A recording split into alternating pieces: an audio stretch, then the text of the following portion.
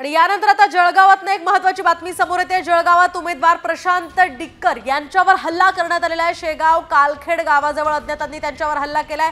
आताची ही महत्त्वाची बातमी आपण पाहतोय। शेगावमध्ये सध्या त्यांच्यावर उपचार सुरू आहेत। निश्चितच मोहिनी, अगदी काही वेळापूर्वी आपण बघितलेलं होतं आणखी एका उमेदवारावर गोळीबार झाल्याची बातमी समोर आलेली होती। मात्र आता जर आपण बघितलं तर जळगावमध्ये ही मोठी घडामोड, जळगावमध्ये आता हा हल्ला झालेला आहे। शेगाव कालखेड गावाजवळ अज्ञातांनी हा हल्ला केलेला आहे। आपण पाहतोय मतदानाचा हा दिवस।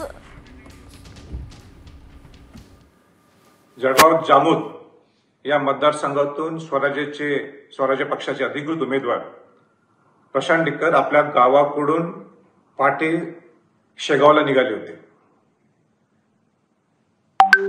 तिथे अनेक गुंडांनी त्यांच्या गाडीवर प्राणघातक हल्ला केला, वार केला त्यांच्यावर, आणि त्यातच त्यांना हृदयविकाराचा झटका आलेला आहे।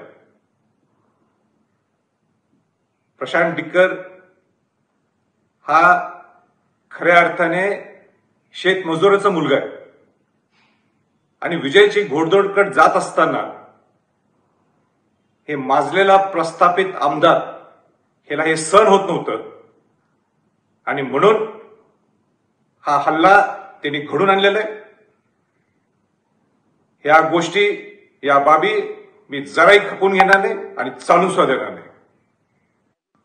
तर प्रशांत डिक्कर हे स्वराज्य पक्षाचे उमेदवार आहेत। परिवर्तन महाशक्ती यांच्याकडून आता ते निवडणुकीच्या रिंगणात आहेत।